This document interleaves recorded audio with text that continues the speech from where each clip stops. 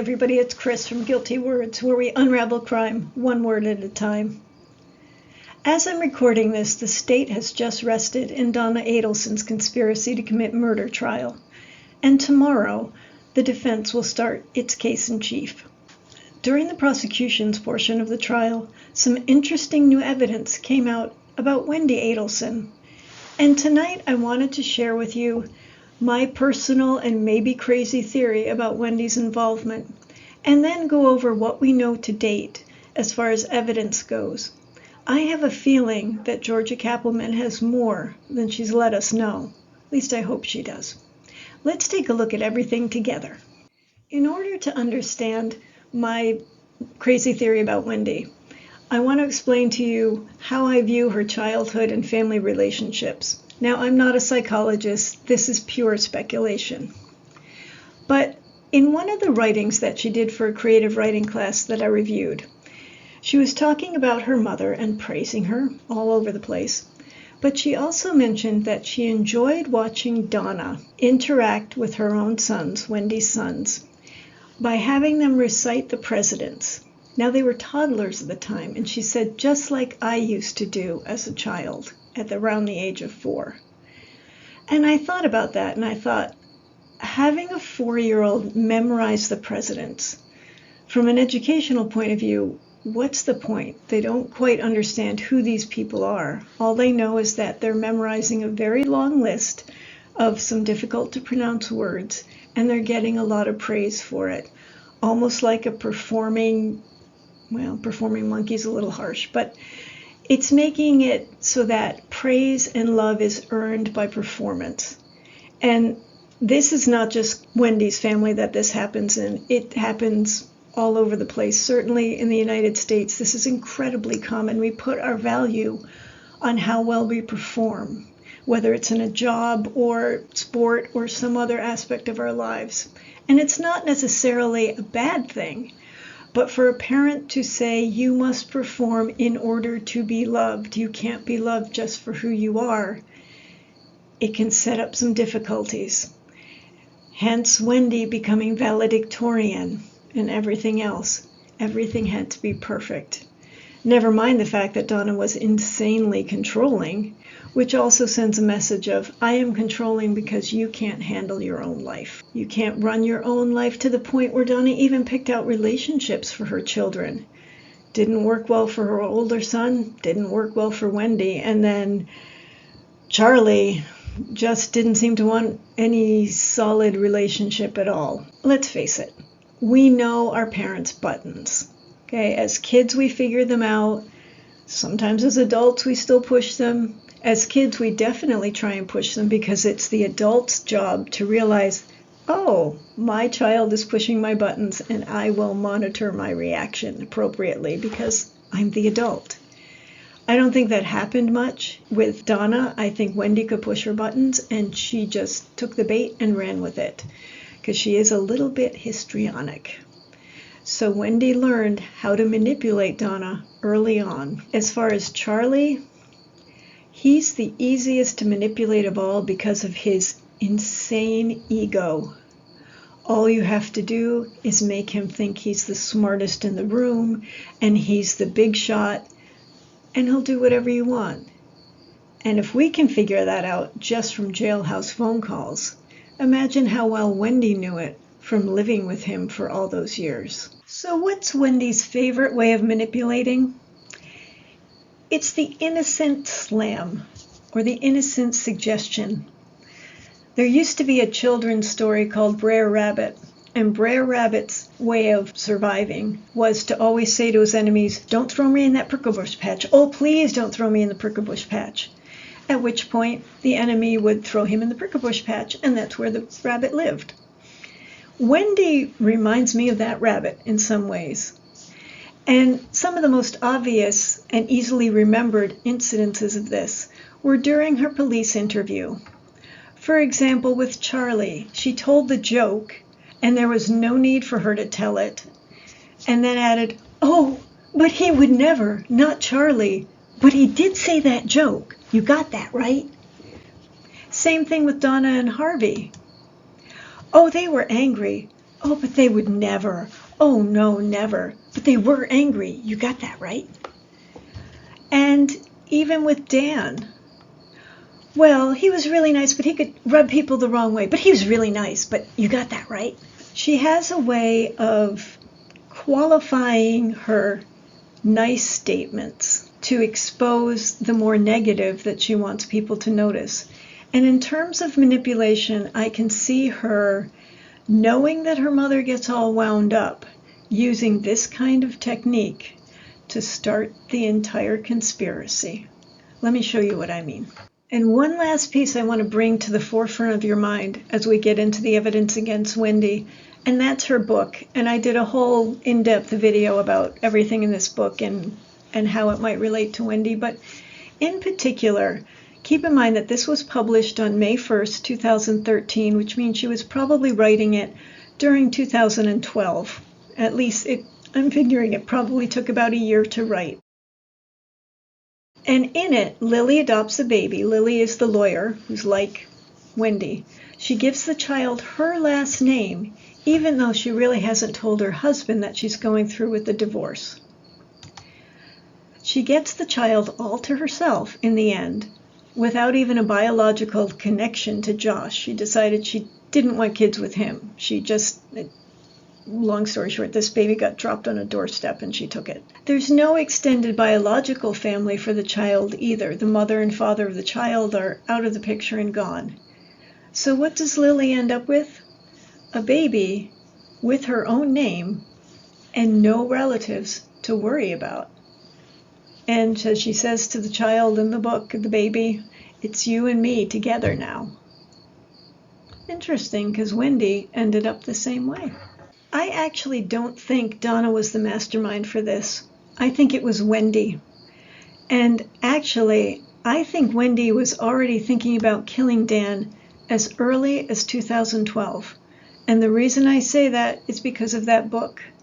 If she hadn't thought of outright murder, she was certainly thinking about how nice it would be to have children without the encumbrance of a father, and actually, in this case, in-laws or other relatives. She knew she needed to keep as far out of whatever happened to Dan as possible, because wives are always suspects. Remember, she pointed that out 8 times in the police interview to make sure she wasn't a suspect. Well, am I a suspect? Because wives are always suspects. Am I a suspect? And they had to keep reassuring her she wasn't. Brer Rabbit again. But I can see her saying this to Donna and Charlie. She wound Donna up constantly with her own extreme version of what Dan was doing, and who knows how true that was. There are thousands of emails we haven't seen yet, and I would love to see them, to see exactly how Wendi was presenting everything to do with the divorce. And if what we've seen so far is any indication, it was targeted to get her mother upset, and it worked. And what happens when Donna's upset? She wants to fix the situation. And what happens when she thinks her precious little princess, damsel in distress, as Rob called her, is in trouble? She wants to fix it. Who does she go to help her fix things? Charlie. So Wendi knew if she could play the damsel in distress card, the victim, and get her mother all wound up, that her mom and Charlie would start stepping in to help deal with the Danny situation. I don't know who it was that would have first suggested murder, but I think Wendi led them there. Remember, we learned last week that she lied about stipulating to the relocation agreement. She kept her parents outside the court during that relocation hearing. Even though they were there in case they had to testify, she made up that excuse about, oh no, you can't be in the court in case you get called in, you stay here. And then she stipulated to it. It wasn't just handed down willy-nilly. And her mother knew there was no getting out of it, but Wendi's presentation to her mother was, the judge says it isn't going to happen. Not, Dan and I agreed with the judge that this isn't going to happen. Because if she'd said that, Donna would have been all over her case. Why did you agree? But instead, this put the onus on the court. It slammed the door in Donna's face, and now more drastic actions had to be taken. What's interesting is I'm sure Georgia Kappelman knew that, but never brought it up anytime she questioned Wendi. She also was lying about not having money. Remember in the emails from Donna was talking about, we're paying for your lawyer, I'm keeping track of the grocery bills that we're paying for this, we're paying for that. And yet we heard from the forensic analyst last week that Wendi had plenty of money. She had enough money to buy that house, and yet she didn't. So she had enough money to support herself, and yet she didn't. Donna had a lot of access to Wendi's financial information, but I wonder if there were things Donna didn't know about. Dan certainly thought there were accounts Wendi had that she wasn't telling anybody about. Now, one thing I've been puzzled about is how Donna and Charlie got from let's pretend the kids are Catholic or let's pay Dan off to let's just kill him. That's a leap. And it's never been clear to me how and when that happened. But I think Wendi goaded them into it. I think in whatever communications they may or may not be able to prove, she convinced her mother that the money wasn't going to work. Dan would never agree to it. Or maybe she said she made that offer to him and pretended to, and said, no, he won't take the money, or he doesn't believe me that I'm really going to do this with the kids. And so they had to go to other measures. And Wendi, I can see her piling it on, more and more upset. What am I going to do? I'm trapped here. The kids are going to be raised by a religious zealot in some kind of cult-like atmosphere, and I can't do anything about it. And I can just see every way she would play her mother on this. And then her mother talking to Charlie. Wendi starting the train, keeping her distance, because, as she keeps reminding them, whatever you decide, I can't know the details because the wife is always the suspect. Remember Donna saying, your brother Charlie protected you for years. Your lawyer protected you for years. Wendi set it up that, oh, thank you so much for helping me, but don't tell me anything. Her train went to Mom, and then closer to the murder, to Charlie. But boy, she knew how to keep herself out of the rest of it. How easy to manipulate Donna, and how easy to manipulate Charlie. The big man on campus, and the domineering mother. And she plays them like puppets. I think Wendi had the idea to hire someone to kill Dan, but then did the, oh, I don't know how to do that. Oh, Mom, what are we going to do? Well, I'll ask Charlie. Charlie's can save everything. And Charlie being, yes, I have friends from both sides of the tracks. I can find someone who can do it. Oh, thank you, Charlie. Yeah, some version of that. And Wendi playing the helpless victim. Well, tell me what I need to do for your plan. Even though I'm pretty sure she already had a lot of it worked out and maybe made a few suggestions along the way. For example, I can picture them saying, we need a fall guy. We need somebody for the police to focus on. And it ends up being Jeff Lacasse. I think she started dating him specifically to make him a fall guy. But she made him a fall guy to make Wendi and Charlie happy, because the fall guy she wanted was Charlie. I think from the beginning she intended for the police to look at Charlie, and I think she wanted him out of the way, one, because she despised him. She knew what he thought about her. And two, because if he was in jail, she got more inheritance from her parents. Remember in the police interview, she didn't bring Jeff up. She brought him up later, but she didn't bring him up. She brought up everybody else in the world, including, Dan's girlfriend's ex-husband.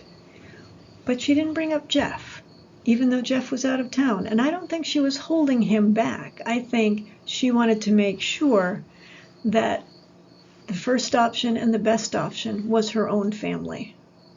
She argued that, Oh, these are things I just said when I had this 7-hour interview.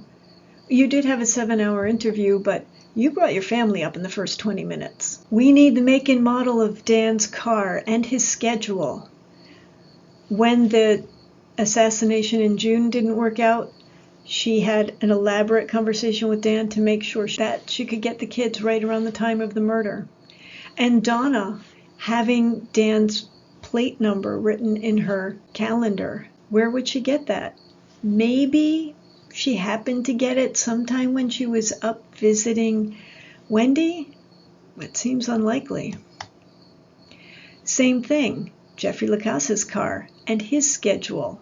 Her insistence on knowing when he was going to be out of town, especially being sure that he was going to be out of town or going out of town the day that Dan Markel was killed.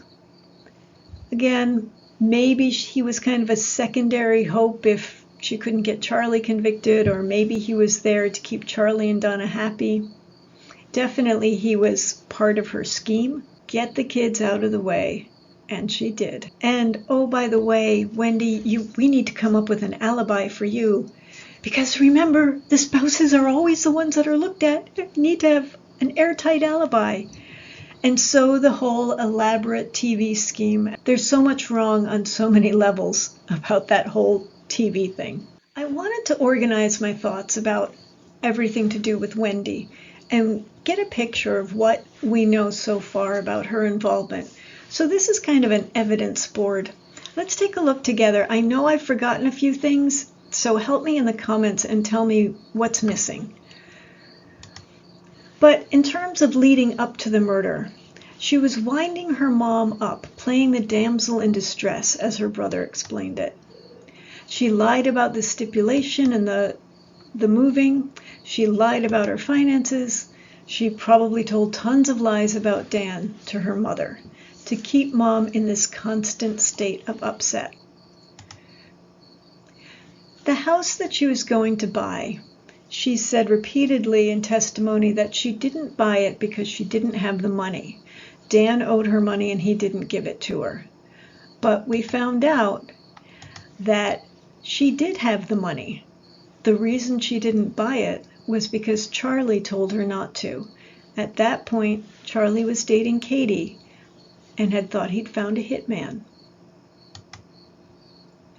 Setting up Jeff Lacasse, starting to date him, painting a picture about Dan to him, having him notice in June that the TV was broken, stringing him along after the relationship was over, just long enough to still be kind of hanging around when Dan was killed. Information only Wendi would know. The schedules, where Dan would be and when he was going out of town, the makes and models of cars for both Jeff Lacasse and for Dan. Jeff's schedule.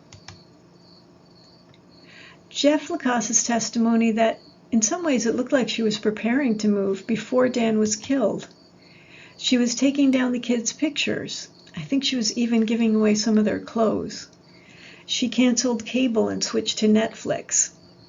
Luis Rivera mentioning right at the very beginning, I was helping some lady named Wendi get her kids back. Now her alibi. The TV, according to Jeff Lacasse, was broken in June, which was also the first time the killers came to try and kill Dan. She waited an entire month to get it fixed, and they were watching TV on this spider web cracked screen, even though she had a second TV in a back room that they could have used, and sometimes did. So why not get it fixed sooner? There's a whole bunch about the TV, about who bought it and why it had to be so complex, and who was making the appointments and everything else. The whole TV thing is incredibly suspect. And the repair, the TV being used as a code word, and that 18-minute call to Charlie about, should I get another one or have this one repaired? Well, that could be a text. Yes or no. Doesn't take 18 minutes, as many people have pointed out. Although I will say if a conversation about a TV repair is going to take 18 minutes with anybody, it would be with Charlie, because that man doesn't know when to be quiet. And that creepy, creepy text, "This is so sweet," that was deleted from her phone that probably she meant to send via WhatsApp. Oof. She drove by the house, and this has been covered in basically tons of videos all over.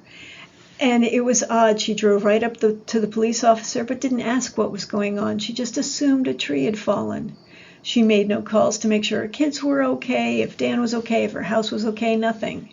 She just looked, saw the police tape, and hightailed it out of there. And the drive itself was suspect because it was a really long way around to get to a liquor store. During her police interview, she throws her family under the bus in the first 20 minutes. Odd thing to do. Not usually the kind of thing you're going to bring up in a police interview. She asks, I think Georgia said it was 7 or 8 times, "Am I a suspect?" And then the one that I brought up when I was talking about her interview, and I was glad to see that Georgia brought it up as well. She said something absolutely fascinating in that interview. It's obvious that she supposedly finds out Dan's been shot when she's already in the interview room. She's looking at her or listening to her voicemails, and the officer comes in and she says, "I just heard on my voicemail."